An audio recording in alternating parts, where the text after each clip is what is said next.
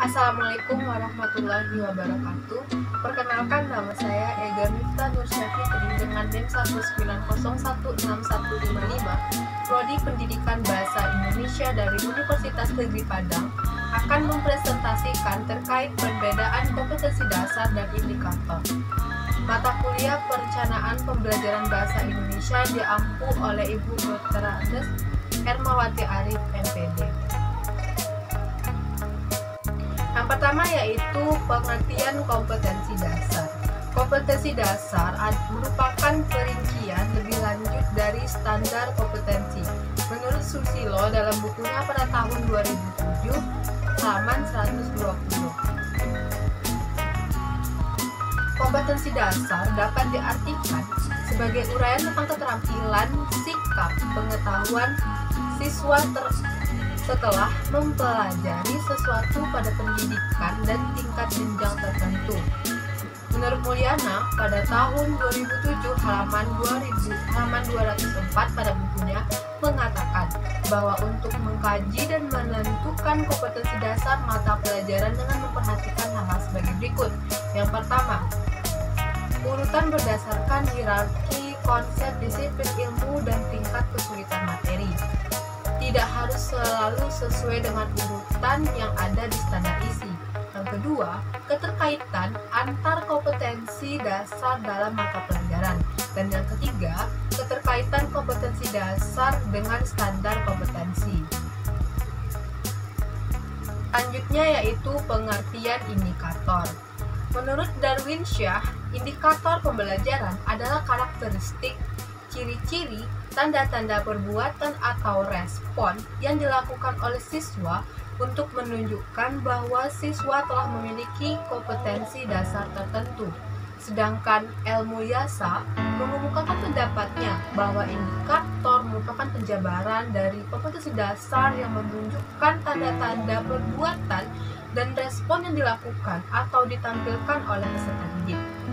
Jadi, indikator merupakan kompetensi dasar yang dijelaskan secara spesifik untuk melihat sejauh mana tingkat pencapaian siswa pada target yang telah ditetapkan. Yang kedua yaitu perbedaan kompetensi dasar dan indikator.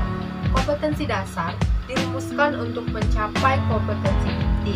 Rumusan kompetensi dasar dikembangkan dengan memperhatikan karakteristik dan kemampuan peserta didik dan kekasan masing-masing mata pelajaran. Kompetensi dasar atau KD yang berkenaan dengan sikap spiritual mendukung K1 dan sikap sosial mendukung K2 ditumbuhkan melalui pembelajaran secara tidak langsung. Kompetensi dasar dapat diartikan sebagai uraian tentang keterampilan, sikap, pengetahuan siswa setelah mempelajari sesuatu pada pendidikan dan tingkat jenjang tertentu. Sedangkan indikator merupakan penanda pencapaian KD yang ditandai oleh perubahan perilaku yang dapat diukur yang mencakup sikap, pengetahuan, dan keterampilan. Indikator dikembangkan sesuai dengan karakteristik siswa, mata pelajaran, satuan pendidikan, potensi daerah yang dirumuskan dalam tata kerja operasional yang terukur. Dalam mengembangkan IPK, perlu memperhatikan tuntutan kompetensi yang dapat dilihat melalui kata kerja yang digunakan dalam kompetensi dasar. Yang kedua, karakteristik mata pelajaran, siswa dan sekolah. Sedangkan yang ketiga, potensi dan kebutuhan siswa, masyarakat, dan lingkungan daerah. Dalam mengembangkan pembelajaran dan penilaian, terdapat dua rumusan indikator, yaitu indikator pencapaian kompetensi yang terdapat dalam RPP dan indikator penilaian yang digunakan untuk menyusun isi-isi dan menulis soal yang dikenal sebagai indikator. Selanjutnya yaitu merumuskan kompetensi dasar dalam bentuk indikator. Perumusan indikator yang benar akan menjadi tolak ukur keberhasilan siswa dalam mencapai kompetensi yang diharapkan. Indikator pencapaian kompetensi atau IPK adalah penanda penyampaian KD atau kompetensi dasar yang ditandai oleh perubahan perilaku yang dapat diukur. Pengembangan indikator disesuaikan dengan karakteristik siswa, mata pelajaran, satuan pendidikan, potensi daerah serta dirumuskan menggunakan kata kerja operasional yang telah terukur. Berikut langkah-langkah merumuskan kompetensi dasar dalam bentuk indikator. Yang pertama, menganalisis tingkat kompetensi yang digunakan pada kompetensi dasar dengan cara memahami kata kerja operasional dalam taksonomi Bloom, menentukan KD atau kompetensi dasar yang akan diturunkan menjadi indikator. Dan yang ketiga, menentukan kata kerja dari kompetensi dasar atau KD sesuai dengan taksonomi Bloom. Yang kedua, menganalisis indikator berdasarkan tingkat UKRK atau urgensi, kontinuitas, relevansi, dan keterpakaian kompetensi pada kompetensi dasar dengan cara UKRK dijadikan kriteria dalam memilih dan memilah ketepatan indikator kunci atau indikator penunjang. Selanjutnya yaitu kategori indikator. Yang pertama, indikator kunci. Indikator yang memenuhi kriteria UKRK.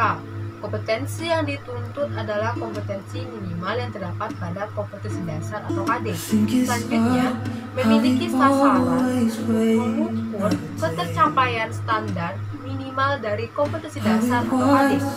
Yang terakhir, dinyatakan secara tertulis dalam pengembangan RPP dan harus tekstualisasi dalam pelaksanaan proses pembelajaran. Yang kedua, indikator pendukung atau indikator prasyarat, yaitu membantu peserta didik memahami indikator kunci. Dan yang kedua, kompetensi yang sebelumnya telah dikuasai oleh siswa dikaitkan dengan indikator kunci yang telah dipelajari. Yang terakhir yaitu indikator pengayaan, dengan syarat mempunyai tuntutan kompetensi yang melebihi dari tuntutan kompetensi dari standar minimal. Tidak harus selalu ada, dirumuskan apabila siswa berpotensi memiliki kompetensi yang lebih tinggi dan perlu peningkatan dari standar minimal. Ini saja penjelasan saya terkait kompetensi dasar dan indikator. Dengan berakhirnya pembahasan materi tadi, maka berakhir pula presentasi pada sekian dari saya Ega Mifta Nusya Putri undur diri. Sekian, Assalamualaikum warahmatullahi wabarakatuh. Terima kasih telah menyaksikan.